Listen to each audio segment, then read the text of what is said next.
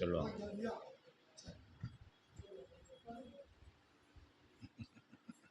ஓமகதி ஷாய நம்ம சொல்லுவாங்க. நிற்கனா நிற்கட்டும், சின்ன பிள்ளை தானே, நிற்கட்டும், ஒன்றும் பிரச்சனை. அகத்தி பெருமானை கும்பிட்டுட்டு நினைக்கும்.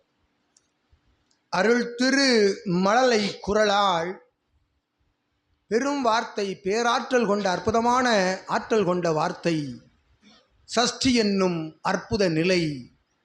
அவ்விரதம் கடைபிடிப்பதனால் ஏற்படுகின்ற பலன் என்ன? அது எதற்காக 6 நாட்கள் விரதத்தினை மேற்கொள்ள வேண்டும்? அவ்வாறு விரதத்தினை மேற்கொண்டு சம்ஹார நிகழ்வு காண்கின்ற பொழுது என்ன நிகழ்கின்றது என்ற அத்தகைய வினாவிற்கு அகத்தியன் விடையளிக்கின்றோம். இகலோகமதிலே, கலியுகமதில் இகலோகமதில் வாழ்கின்ற மானிடர்கள் இறை நாட்டம் கொண்டு, இறையின் மேல் நாட்டம் கொண்டு, ஞானம் என்பது ஒருபுறம் இருந்த பொழுதும் இறையின் மேல் அதீத நாட்டம் கொண்டு இறை பக்தியோடு பக்தி மார்க்கத்தின் வழியாக பல்வேறு ஆலயங்கள் சென்று வணங்கி, தன் இல்லமதில் நல்நாட்கள் என்று வார நாட்களாக 2 நாட்களை தேர்ந்தெடுத்து அந்நாட்களில் விளக்கேற்றி பூஜைகள் நிகழ்த்துவது, பல்வேறு ஆலயங்கள் சென்று வணங்கி வருவது, குலதெய்வ வழிபாடுகளை மேற்கொள்வது. அவ்வாறு குலதெய்வ வழிபாடுகள் மேற்கொள்கின்ற பொழுது இகலோகத்தில் இருக்கக்கூடிய அத்துணை பழக்க வழக்கங்களோடு ஒன்றாக ஒன்றி கலந்து வணங்கி வருகின்ற நிலை என்பது அது பக்தி நிலை என்று அகத்தியன் உரைக்கின்றோம். அது இகலோகத்தில் மாநிலங்கள் கடைபிடிக்கின்ற பக்தி நிலை. இது ஒரு புறம். இது இறை நாட்டத்தோடு முழு இறை நாட்டத்தோடு நடத்துகின்ற நிலை என்று அகத்தியன் உரைக்கவில்லை. இது பாரம்பரியமாக மாநிலர்கள் ஆலயங்கள் செல்ல வேண்டும், வணங்க வேண்டும் என்று சென்று வருகின்ற பக்தி. கொஞ்சம் சப்தம் வெளியே வருது. ஞான நிலை என்பது, அதி உன்னத ஞான நிலை என்பது எங்கு அமர்ந்த பொழுதும் இறையை காணலாம், எத்தலத்தில் அமர்ந்து தவம் காண்கின்ற பொழுதும் இறையை காணலாம். யாம் உரைத்தவாறு ஞான உரை உரைக்கின்ற பொழுது சித்தனும் யாமும் உரைத்தவாறு உள்ளுக்குள் சிவம் இருக்கின்றார். அமர்ந்த தலத்தில் தவம் காண்கின்ற பொழுது சிவத்தை உணரலாம். உள்ளுக்குள் இருக்கும் அதீத ஆற்றல் கொண்ட தவ குண்டலினி மேல் எழுகின்ற பொழுது சுழுமுனையில் சிவத்தை, அகத்தியனை, சிவமகா வாழை சித்தனை, பேராற்றல் கொண்ட பிரபஞ்ச ஆற்றலை காணலாம் என்று அகத்தியன் உரைக்கின்றோம். அது ஞான நிலை. இது ஒரு நிலை, இது ஒரு ஞான நிலை. இஞ்ஞான நிலை என்பது யாவருக்கும் எளிதில் அடைய முடியா நிலை என்று அகத்தியன் உரைத்தோம். சுலபம் ஆனால் கடினம் என்று சித்தன் உரைத்தவாறு அது ஒருபுறம் இருக்க, இகலோகத்தில் பக்தி மார்க்கத்தில் ஈடுபடுகின்ற அத்தகைய மானிடர்கள் ஒவ்வொரு நிலையிலும் தனக்குரிய வழிபாட்டு நிலைகள், தான் இஷ்ட தெய்வம், தனக்கு பிடித்த தெய்வத்தின் மேல் அத்தெய்வத்தை நினைந்து மாலைகள், ருத்ராட்ச ஸ்படிகமணி மாலைகள், பல்வேறுபட்ட மாலைகள் அணிந்து அத்தகைய தலத்திற்கு செல்வது, விரதம் இருந்து செல்வது என்பது இது ஒரு புறம். பக்தி மார்க்கத்தில் அது ஒரு இறை மார்க்க பயண மார்க்கமாக அதனை மேற்கொள்கின்றனர். தன் உடலை வருத்தி நடைபயணம் மேற்கொண்டு அப்பொழுதாவது திருமுருகப் பெருமானும் சபரிமலை சாஸ்தாவும் எமை வந்து காண்பார்கள், எம்முடைய குறைகளை தீர்ப்பார்கள் என்று ஒரு அதீத பக்தி நம்பிக்கையோடு செல்கின்றார்கள். அவ்வாறு செல்வதற்கு முன்பாக, விரதமுறை மேற்கொள்வதற்கு முன்பாக முதல் நாள் வரை இகலோகத்தில் இருக்கக்கூடிய தீய பழக்கங்களையெல்லாம் கையாண்டு, முதல் நாள் வரை கையாண்டு மறுநாள் நீராடிவிட்டு அத்துணை மாலைகளையும் உடையையும் அணிந்து கொண்டால் எம்முடைய விரதம் மெருகேற்றப்பட்டுவிடும். அத்தகைய இறைவன் உள்ளுக்குள் வந்து அமர்வார் என்று விரத நாட்கள் முடிந்து ஆலயம் விட்டு வருகின்ற பொழுதே மாற்று நிலைகளுக்குள் சென்று வருவது என்பது அது ஒரு நிலை. அந்நிலையால் எதை உணர முடியும்? அத்தகைய 48 நாட்களும் 21 நாட்களும் அவர்களுக்கு உகந்தவாறு அவரவர்கள் மனரீதியாக தன்னால் இத்தகைய விரத முறைதனை இத்தனை நாள் தான் கடைபிடிக்க முடியும் என்ற நிலைகளுக்குள்ளாக அவர்கள் நாட்களை கணக்கிட்டு கொண்டு அந்நாட்கள் எப்பொழுது முடியும் இகலோகத்தோடு கலக்க வேண்டும் என்று நினைத்து கொண்டு ஆலயம் சென்று வருவதால் எப்பலனும் இல்லை என்று அகத்தியன் உரைக்கின்றார்.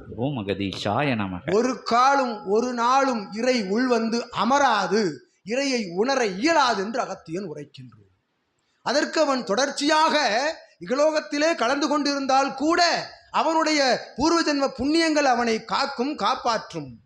அவ்வாறு மாற்று நிலைகளை உள்ளுக்குள் வைத்து மாலைகளையும் உடைகளையும் சுமந்து கொண்டு அவன் வலம் வருகின்ற பொழுது இகலோக மாற்று எண்ணங்களுக்குள் செல்கின்றது, பாவத்தை மட்டுமே சம்பாதிக்கின்றான் என்ற அகத்தியன். ஓம் அகதீஷாய நமக. மேலும் பாவத்தை சம்பாதித்து புண்ணிய கணக்கும் பாவ கணக்கும் உயர்கின்ற பொழுது இக்கணக்கு தராசில் கீழ் வருகின்றது என்று அகத்தியன் உரைக்கின்றான். ஓம் அதனால் ஒரு பலனும் இல்லை, அது அத்தனையும் விரலுக்கு கிடைத்த நீர் போல் என்று அகத்தியன் உரைக்கின்றான். ஓம் அகதீஷாய நமக.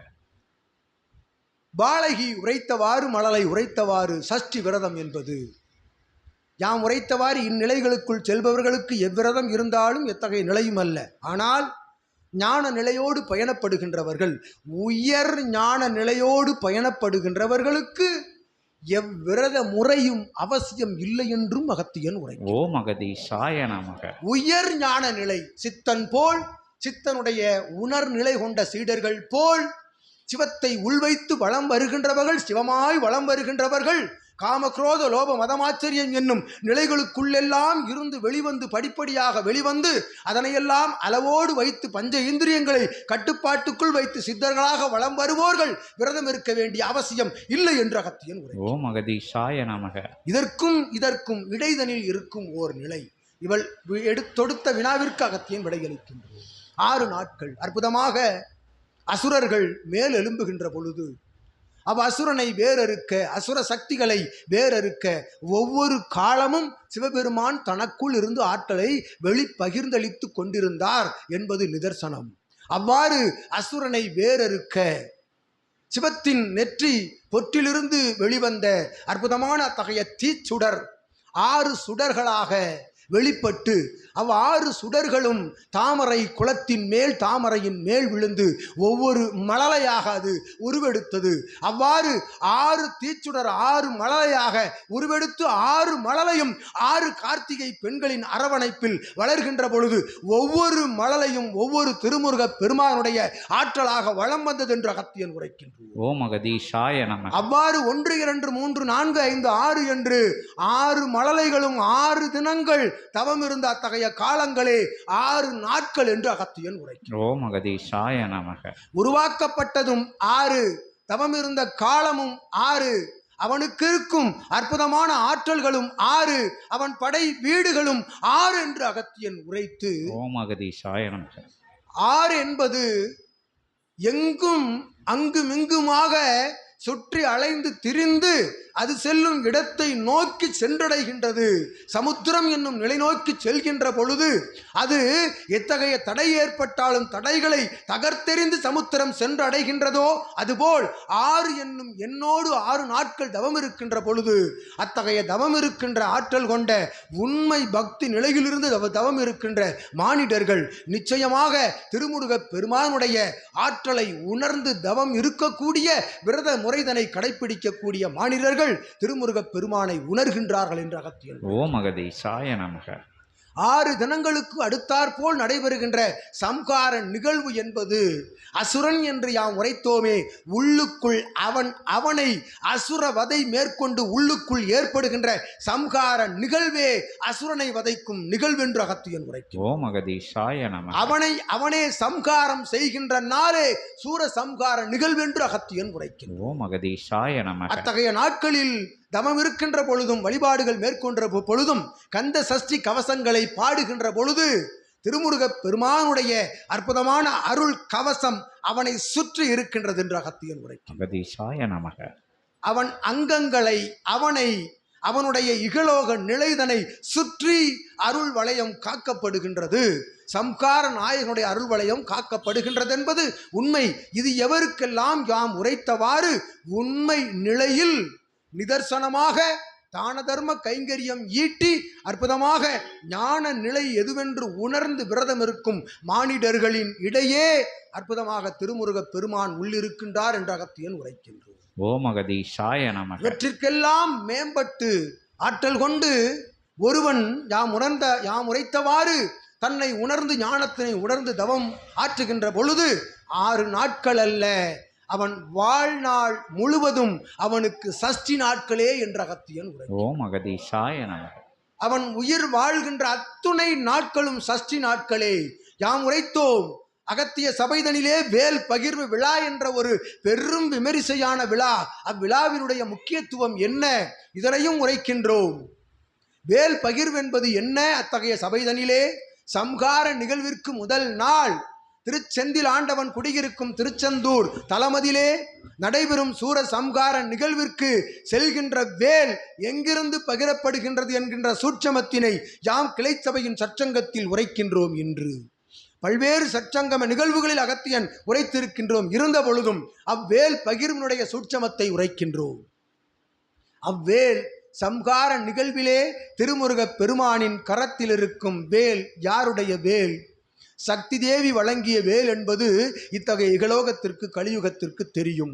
ஆனால் சிவமகா வாழைச்சித்தனுடைய கரத்தில் இருக்கும் செங்கோலே சூர சம்காரம் நிகழ்த்தும் வேல் என்று அகத்தியன் உரைக்கிறார். ஓம் அகதீஷாய நமக. சம்கார நாளுக்கு முதல் நாள் நடுநிசி, இரவிலே நடுநிசி, அங்குமில்லாது இங்குமில்லாது நடுநிசி சரியாக 12 நாளிகை துவங்குகின்ற பொழுது வேல் பகிர்வு சற்சங்க நிகழ்வின் இறுதி வடிவமாக சிவபெருமானுடைய பேராற்றல் கொண்ட அற்புத அத்தகைய ஆதி கைலாய சிவசூட்சம நூல் செங்கோலாக மாற்றப்பட்டு அது வேலாக சிவமகா வாழைச்சித்தன் கரத்திலிருந்து திருமுருக பெருமான் இயல்பு கொடிமரத்தின் அருகாமையில் அவ்வேலினை சாற்றுகின்ற பொழுது அது பிரபஞ்சத்திற்கு பகிரப்படுகின்றது என்று அகத்தியன் உரைக்கின்றோம். பிரபஞ்சம் முழுவதும் 27,000 கோடி திருமுருக பெருமானுடைய தலங்களுக்கு ஆங்காங்கு நடக்கும் சம்ஹார நிகழ்விற்குரிய வேல் சிவமகா வாழைச்சித்தனின் செங்கோல் என்று அகத்தியன் உரைக்கின்றோம். இது சூட்சமம், அதி ஆதி பெருமகா சூட்சமம். இது அறுபடை வீட்டு ஆற்றலையும் ஒன்றாக வைத்து மருதமலையின் ஆற்றலை இணைத்து வைத்து அமர்ந்திருக்கின்ற திருமுருக பெருமான் சிவகூரை தலமதிலே தென் திசை நோக்கி தவம் இருக்கின்ற அத்தகைய ஜோதி வடிவமாக தவம் இருக்கின்றானே. அத்தலம் வந்து அமர்ந்து தவம் இருக்கின்ற பொழுது அவன் தவம் இருக்கும் நாள் சஷ்டி நாளே என்று அகத்தியன் உரைக்கின்றான். ஒவ்வொரு நாளும் சம்ஹாரம் நிகழ்ந்து கொண்டிருக்கின்றது. சிவமகா வாழைச்சித்தன் கூறுகின்ற உபதேச நிகழ்வு அவன் நாவின் மூலமாக வேல் செல்கின்றது. சீடர்களின் சரீரங்களில் இருக்கும் வேலோடு ஒன்றாக கலந்து அது சம்ஹாரம் செய்கின்றது. எதனை? காம குரோத லோப மதமாச்சரியம் என்னும் மாற்று நிலைகளை வேறறுத்து ஞானம் என்னும் அற்புதமான தேவனை காக்கின்றது என்று அகத்தியன் உரைக்கின்றோம். இதுவே சஷ்டி பெருவிழாவினுடைய அற்புதமான சிறப்பு. சூர சம்காரம் என்பது வேறு ஒன்றுமல்ல, அசுரனையா திருமுருக பெருமான் சம்காரம் செய்கின்றார். மானிடர்களின் சரீரங்களில் எண்ணங்களில் இருக்கும் மாற்று குணங்களை அசுர குணங்களை வேறறுக்கும் திருநாளே சஷ்டி பெருநாள் என்று அகத்தியன் உரைத்து அகமகிழ்வோடு அமர்ந்திருக்கின்றோம். யாம் ஓம் அகதீஷாய நமக. ஓம் அகதீஷாய நமக.